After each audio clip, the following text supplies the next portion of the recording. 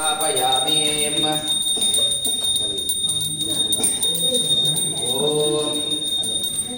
ॐ तदेव लग्नं सुदिनं तदेव ताराबलं चन्द्रबलं तदेव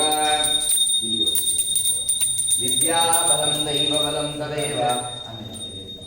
विद्याबलं दैवबलं तदेव गौरीपते वाणीपते लक्ष्मीपते तेन्द्रे युगं स्मरामि। हरः ॐ शिव शिव शम्भो राज्ञाय प्रवर्तमानस्य आद्य ब्राह्मणः द्वितीयपरार्थे श्वेतवराहकल्पे वैवस्वतामन्वन्तरे कलयुगे प्रथमपादे जम्बूद्वीपे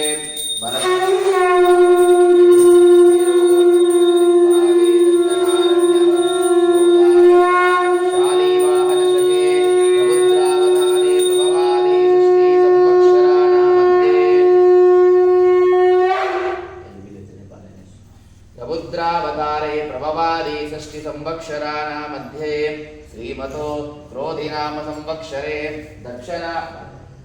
दक्षिणायने पुण्यकाले प्राथम्यां शुभदितो शुभमासरस्यां शुभनक्षत्रां शुभयोगां शुभकरणाय एवं गुणविशेषण विशिष्टायां शुभदितो अस्यां श्रीमहा देवताभ्यो नमः। गजराजस्वामी देवतापूजां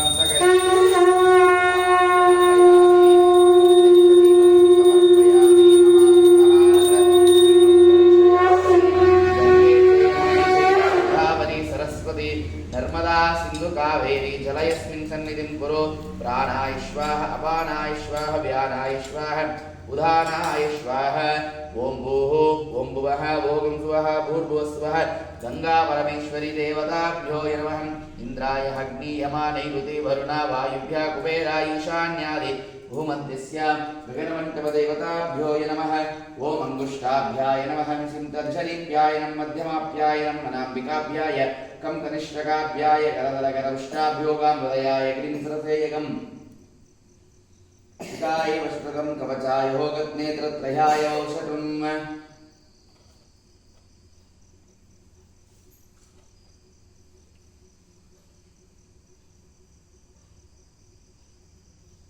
इति ध्यानं समर्पयामि।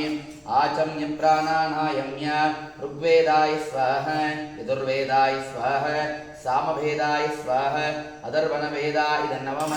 अंगन्यास देहन्यास करन्यास तौष्टांगादि पूजां करिष्ये। ओम असतो मा सर्गमय तमसो मा ज्योतिर्गमय मृत्यो मा अमृतं गमय। ओम शांति शांति शांति। तमोहराय विद्महे ज्योतिप्रकाशाय धीमहि तन्नो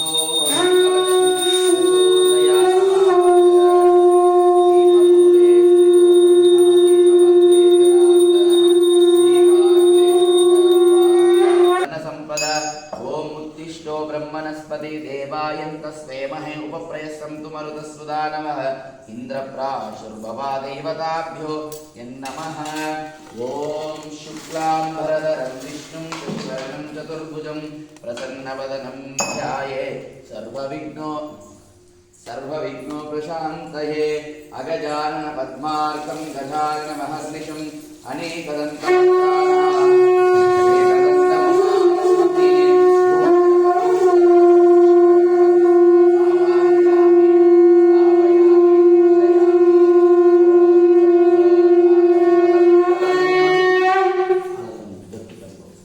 सद्यो जातं प्रपद्यामि सद्यो जाताय वै नमो नमः। भवे भवेनाति भवे भवस्तु मान् भवोद्भवाय नमः। वामदेवाय नमो ज्येष्ठाय नमः श्रेष्ठाय नमो रुद्राय नमः कालाय नमो कलविकरुणाय नमो भलाय नमो भलविकरुणाय नमो बलप्रमुधनातनाय नमः सर्वभूतदवनाय नमो। ओम नमः शिवाय ओम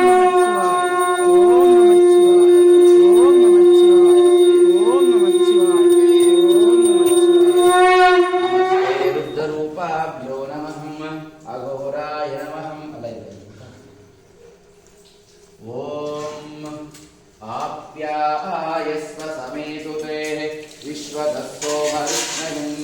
भवावाजस्य शङ्खदम् क्षीरेणास्नापयामिम् आप्यायस्व समेतुतेः विश्वतस्तोमरुष्णयम्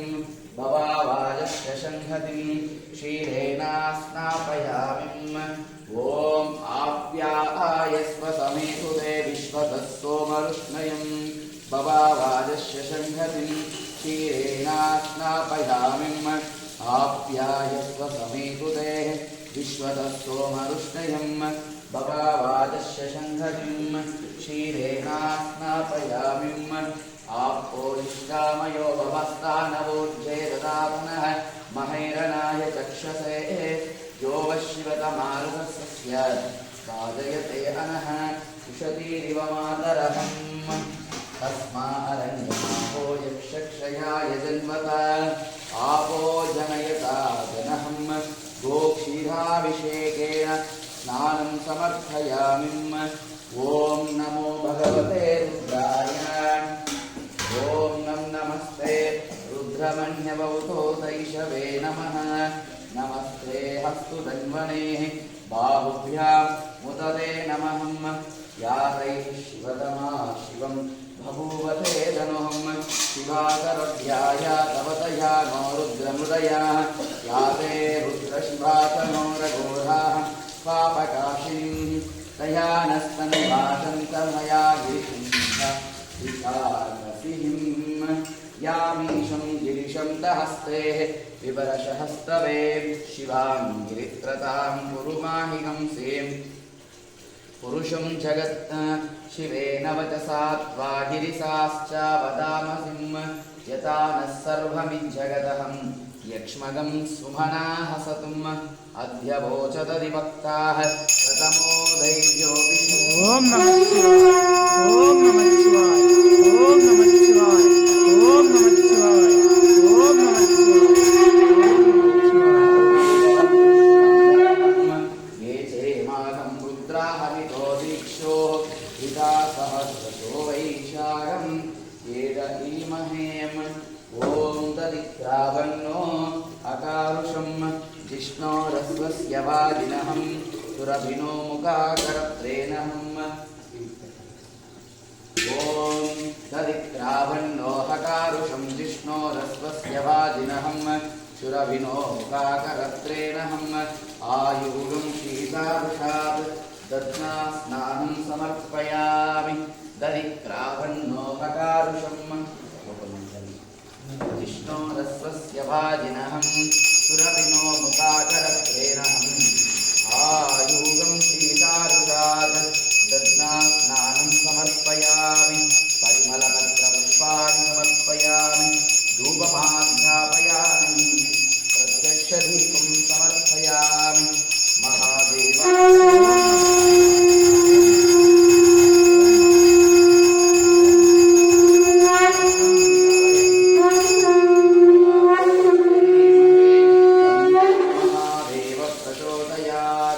यद्वासा भासते विश्वं यशुकेन नमोऽस्तु ते नमस्तस्मै गुणातीता विभवाय परात्मने ॐ अन्नदानं परं दानं विद्यादानमतः परम् अन्नेनाक्षमिका तृप्तिः यावजीवं च विद्ययाम महादेवताभ्यो नमः यद्वासा भासते विश्वं यश्रुतेन नमोऽस्तु ते नमस्तस्मै गुणातीता ॐ या देवी सर्वभूतेषु या देवी सर्वसंस्थिता तयो संस्मरणां पुंस सर्वतो जयमङ्गलम् हृत्पद्मं शिवधर्मगन्धसहितं शुभ्नाननालं तदा नित्यैश्वर्यकलाष्टकं प्रतिनिभं वैराग्यसत्कर्णिकं ध्याये दीप्तितसिद्धये ध्रुवपदं व्रतं यजामहे सुगन्धिं पुष्टिवर्धनम् उर्वारुकमिव बन्धना मृत्यो मृक्षियमामृतातुम् ॐ नागेन्द्रहाराय त्रिलोचनाय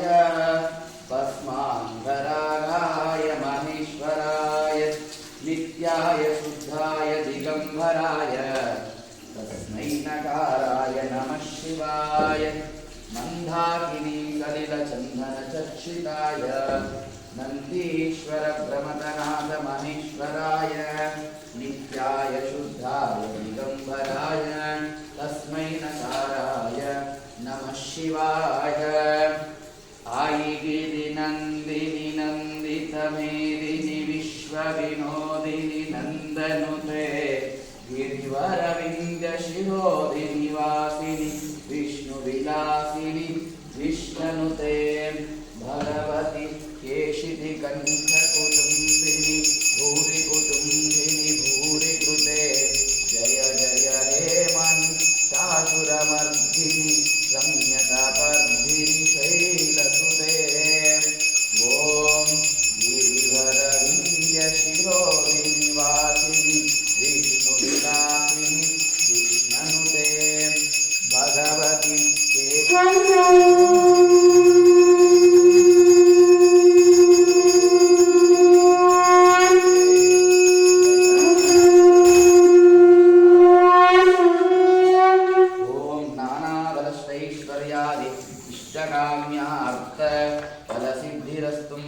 त्र्यम्बकं यजामहे सुगन्धिं पुष्टिवर्धनं उर्वारुक विवबन्धना मृत्यो मृक्षियमामृतातुवर्धनं उरुणं शुद्धोदकेन स्नानं समर्पयामि ॐ गन्धद्वारां नित्यपुष्टान् करीशनि ब्रह्मभूतानां आमिहो पक्वयश्रयं शिखरं गन्धद्वारां दुरां नित्यपुष्टां करीशनिम् ईश्वरीगं सर्वभूतानां तामिहो पक्वयश्रयं महादेवताभ्यो नमः परमानन्दबोधाब्धो निमग्नो निजमूर्तये साङ्गोपाङ्ग निदं स्नानं कल्पयामि प्रसीद मे अन्यथा शरणं कास्मि त्वमेव शरणं भव तस्मात् कारुण्यभावेन रक्ष रक्ष महेश्वर ॐ गन्धद्वारां दुरां पुरुषा यष्टान् करीशनिम् ईश्वरीहं सर्वभूतानां तामिहो पक्वयश्रयम् इति गन्धास्नानं समर्पयामि कुङ्कुमं काञ्चितं दिव्यं कामिनी कामसम्भवं गृहाण अर्चिते देवः गृहाण परमेश्वर नमः शिवाय शान्ताय विशिष्टाय अष्टमूर्तये ईशानाय शुभक्लेशनाथाय शम्भवे नमः यद्वासा भासते विश्वं यशुतेन नमोऽस्तु ते नमस्तस्मै गुणात्मिक विभवाय परात्मने ॐ नमस्ते महादेवाय पार्वती प्रियवल्लभाय मङ्गलम् ओम नमः शिवाय ओम नमः शिवाय ओम नमः शिवाय ओम नमः शिवाय दक्षिण नमस्कारां गन्धद्वारां दुरां पुरुषां नित्यपुष्टां करीशनिम् ईश्वरी गम्मा कलमिति भस्म दैविकल्विमानि भूतानि गायन्ति अन्येन जातानि जीवन्ति अन्नं प्रयत्यं विषं प्रीतिं महादेवताभ्यो नमः नमः शिवाय शान्ताय विशिष्टाय अष्टमूर्तये ईशानाय शुभक्लेशनाथाय शम्भवे यद्भासा भासते विश्वं यश्रुतेन नमोऽस्तु ते नमस्तस्मै गुणातीताय विभवाय परात्मने दिव्यभस्मं धारयामि परिमलगन्धां धारयामि कुङ्कुमं धारयामि नानादलपरिमलपत्र पुष्पाणि समर्पयामि स्वप्रकाशमहादेव सर्वां दृष्टिविदापहं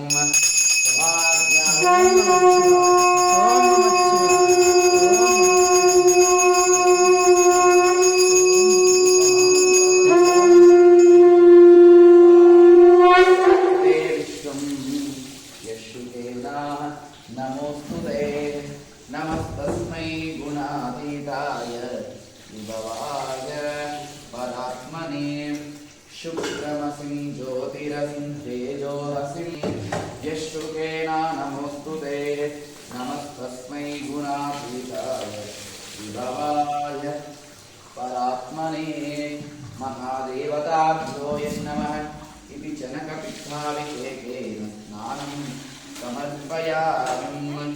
भस्मं धारयामि गन्धं धारयामि कुङ्कुमं धारयामि नानादल परिमलपत्र पुष्पाणि समर्पयामि हिन्दुवारे रथं चित्वा निराहारो महेश्वरान्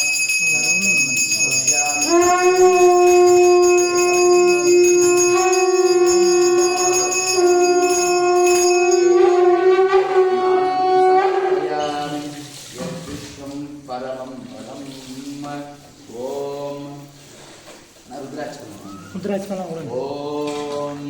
शुक्रमसिं ज्योतिरसिं तेजोहसिं देवो वत्सवितुः वचित्रेण पवित्रेण वसुसूर्यस्य रश्मिभिः नमः देवताभ्यो नमः यद्वासा भासते विश्वं यश्रुतेनाः नमोस्तुते नमस्तस्मै गुणातीताय विभवाय परात्मने नमस्ते महादेव नमस्ते परमेश्वर नमस्ते महादेवं विश्वाक्षं विश्वशम्भुवं विश्वं नारायणं देवमक्षरं परमं परं विश्वतः परमानित्यं विश्वं नारायणगं हरिं विश्वमेवेदं पुरुषस्य मुष्पशिवदेवते कात्यायनाय विद्महे कन्याकुमारी धीमहि तन्नो रुद्र प्रचोदयात्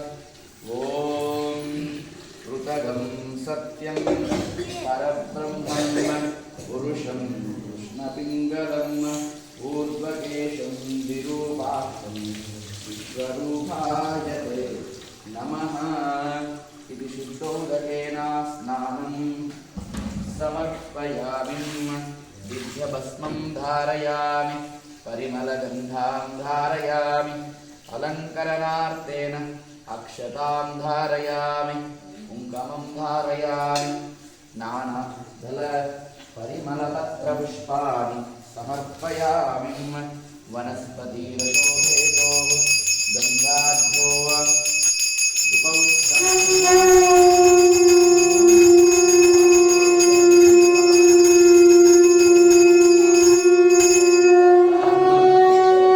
ग्रापयामि इति निर्माल्य विसर्जयेत्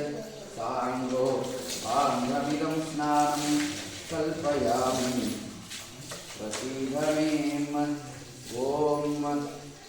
यद्भासा भासते विश्वं यशुकेनाः नमोस्तुते नमस्तस्मै गुणातीता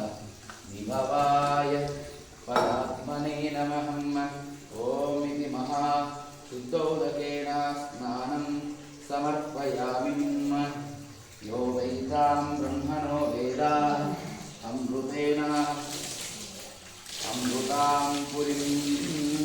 तस्मै ब्रह्माचर्म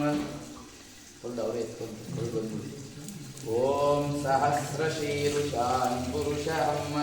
सहस्राक्ष सहस्रपाद सहोमिं विश्वतो रुत्वा अत्यधिष्ठदशाङ्गुलम् ॐ नमस्ते अस्तु भगवन् विश्वेश्वरायं महादेवाय यद्भासा भासते विश्वं यशुकेन नमोऽस्तु ते नमस्तस्मै गुणातीताय विभवाय परात्मने ॐ नमो भगवते अभिगमन्य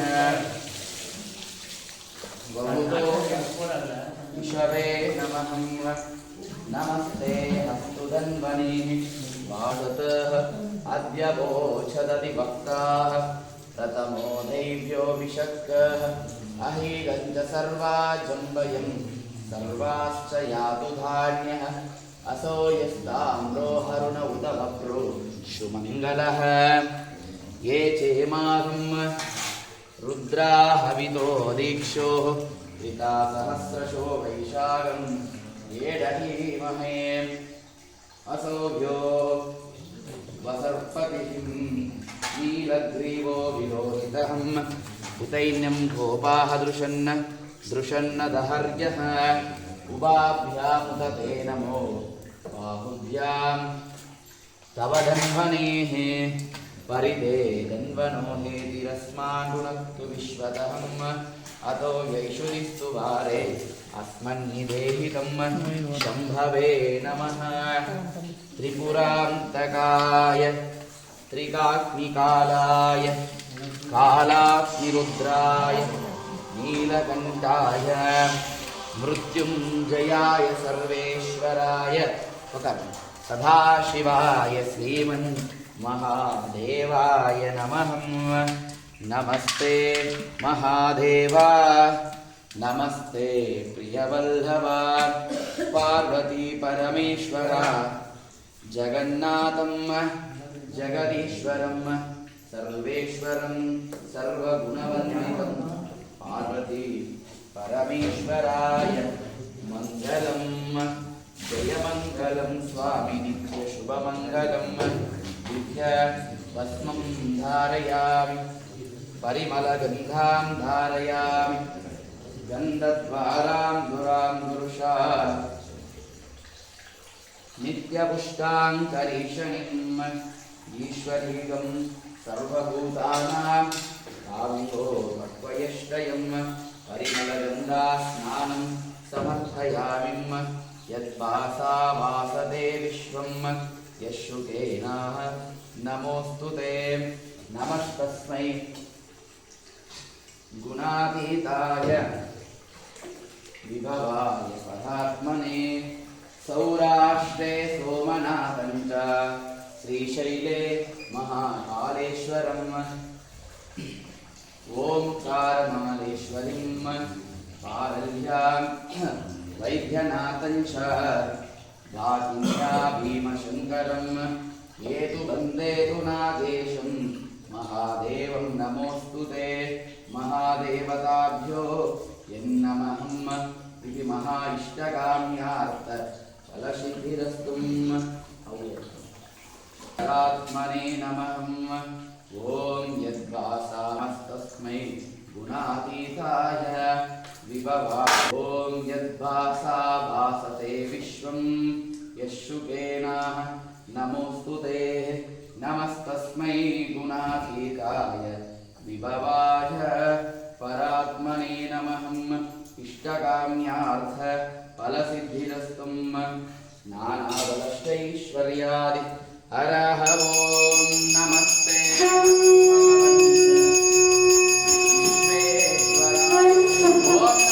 ओम नमः शिवाय ओम नमः शिवाय ओम नमः शिवाय